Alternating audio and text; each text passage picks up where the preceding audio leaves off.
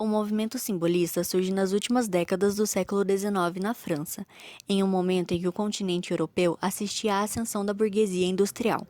O capitalismo se fortalecia com a Segunda Revolução Industrial, permitindo a industrialização de diversos países.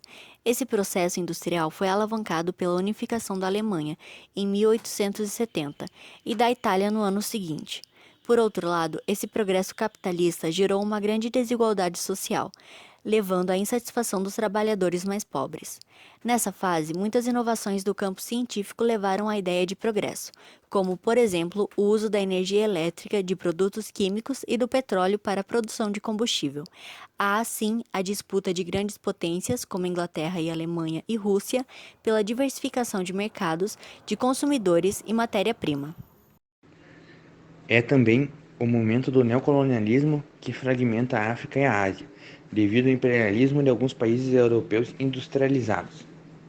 Considerando as grandes potências mundiais, por fim, esses fatores irão desencadear a Primeira Guerra Mundial, no início do século XX.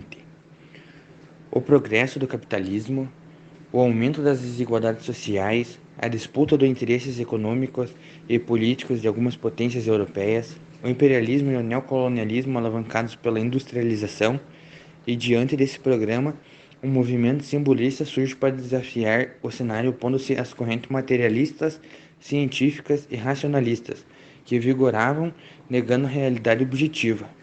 E além disso, ele vem apoiar a camada da sociedade que está à margem do progresso, do avanço tecnológico e científico, promovido pelo capitalismo.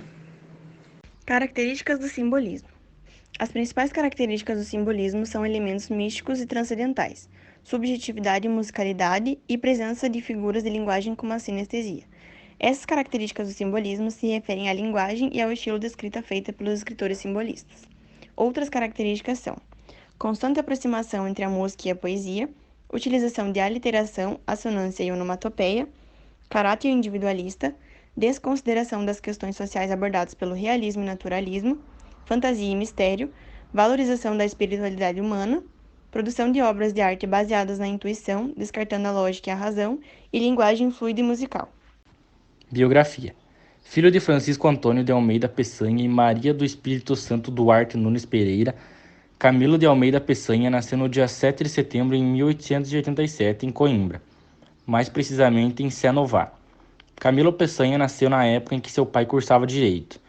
Durante a infância, acompanhou o pai em diversos lugares do país, devido às transferências em que seu pai, já juiz, sofria em sua profissão.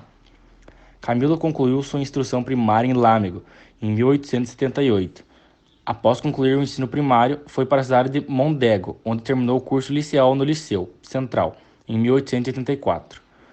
No mesmo ano, ingressou na Universidade de Coimbra e, durante a sua trajetória acadêmica, publicou seus primeiros poemas Lúbrica, em 1885, A Crítica e Novo Tempo, que saíam em revistas e jornais da época.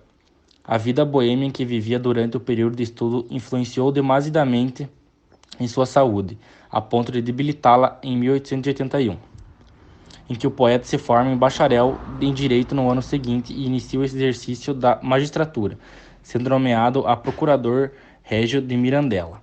Alguns anos depois, volta a Óbidos, desta vez exercendo a profissão de advogado. Em 1893, Camilo Peçanha é nomeado professor de filosofia no Liceu de Macau, uma colônia portuguesa na China.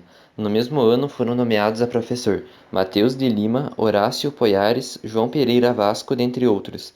Em 1922 publicou Clepsydra, que significava um tipo de instrumento usado para medir o tempo, seu primeiro e único livro de poesias. Participou da organização de duas revistas, Orfeu e Centauro. Em suas obras não procurava transmitir o movimento tradicional, ao invés disto, o poeta rompe com o tradicionalismo da época, lançando mão de musicalidade em sua obra. O simbolismo português é muito presente em seus versos e o tornou um dos melhores representantes do simbolismo. Apesar de ter poucas obras publicadas, Peçanha é considerado um dos grandes poetas da língua portuguesa. O poeta e advogado faleceu no dia 1º de março de 1926, em Macau, na China. As principais obras de Camilo Peçanha foram Clepsydra, 8 elegias chinesas, China, Estudos e Traduções, Rosas de Inverno, São Gabriel, Branco e Vermelho, Desejos e Estética Chinesa.